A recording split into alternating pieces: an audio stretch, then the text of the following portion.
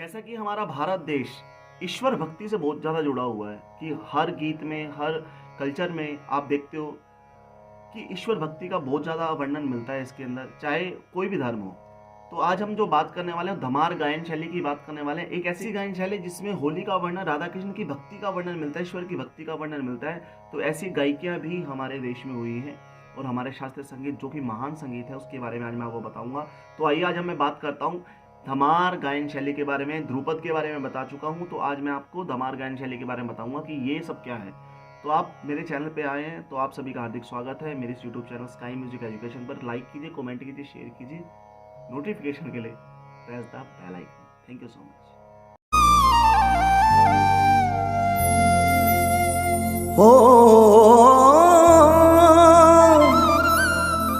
नमस्कार, मैं आकाश शर्मा आप सभी का समक्ष। अगर आपने अभी तक मेरा चैनल सब्सक्राइब नहीं किया है तो सब्सक्राइब कर दीजिए और बेल आइकन को प्रेस कर दीजिए ताकि सबसे पहले आपको नोटिफिकेशन मिले। तो आज हम बात करने वाले हैं धमार गायन शैली की। तो सबसे पहले हम इस गायन शैली के बारे में पढ़ेंगे और साथ साथ आपको मैं परिभाषित करके भी समझाऊंगा।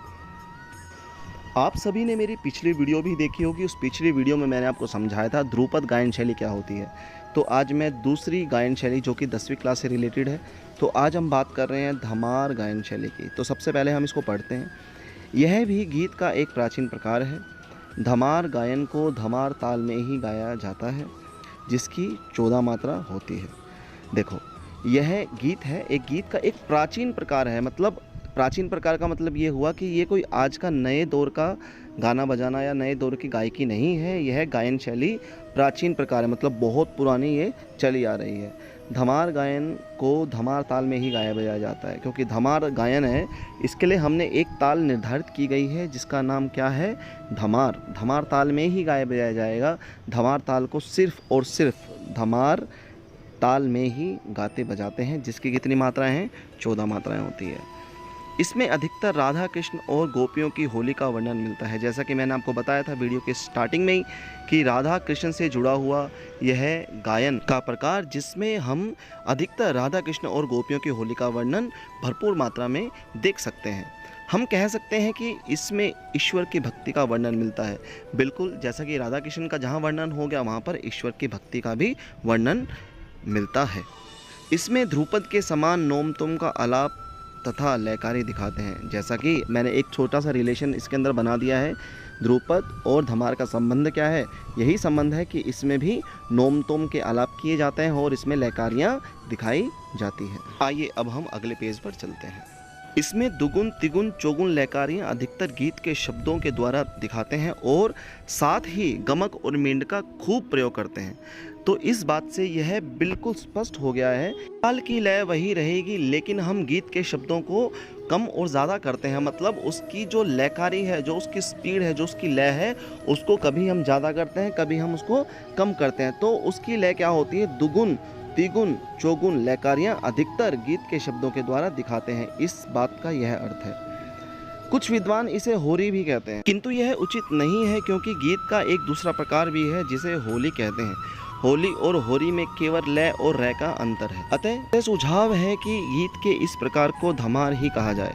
धमार के साथ पखावज बजाने की परंपरा है। कभी कभी पखावज के ना होने पर तबले के साथ भी संगत की जाती है। कुछ लोग इसे धमाल भी कह देते हैं, जो कह देना उचित होगा। इन पंक्तियों से हमने जाना है कि कुछ विद्वान इसे होरी भी कहते हैं, लेकिन हम इसको होरी नहीं कहेंगे क्योंकि एक गीत का ऐसा प्रकार है जिसको होली भी कहा जाता है। तो वो प्रकार धमार गायकी से अलग हो जाता है, तो उसको हम होरी नहीं कह सकते क्योंकि होली और होरी में सिर्फ री और ली का फ़र्क होता है। ठीक है, तो बच्चों ये धमार है, धमार को धमाल कह सकते हैं, लेकिन होरी या होली आपको नहीं कहना है और ना ही इसके बारे में ऐसा बताना है कि इसको होली या होरी कहा जाता है। और इसकी संगत जो है पखावज पर ही की जाती है, लेकिन आपको पता है कि आज के समय में पखावज नहीं मिलता।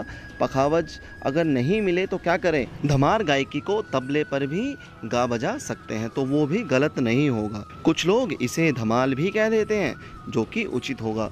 तो बच्चों ये एक छोटा सा क्वेश्चन है, लेकिन 3 नंबर का आपका क्वेश्चन आएगा आपके एनुअल एग्ज़ाम के अंदर। तो आपको बहुत ध्यान से इस क्वेश्चन को पढ़ना है, बहुत आसान है। धमार का मतलब धमाल होता है, और धमार गायकी में क्या होता है, राधा कृष्ण का वर्णन किया जाता है, उनकी होली का वर्णन किया जाता है, और उनसे संबंधित कुछ बातें इसमें बताई जाती हैं। जो राधा कृष्ण और गोपियों की जो रास है उसके बारे में बताया जाता है, लयकारियाँ की जाती है, और गमक और मींड का भरपूर मात्रा में प्रयोग होता है। तो हर बार की तरह मुझे इस बार भी आपसे यही आशा है कि आपको ये क्वेश्चन बहुत अच्छे से समझ में आ गया होगा। तो आपको इस क्वेश्चन को लिख लेना है, समझ लेना है। कहीं भी कुछ भी समझ में ना आए तो आप कमेंट कर सकते हैं। इस चैनल को सब्सक्राइब करें, लाइक करें, शेयर करें। Thank you so much and God bless you.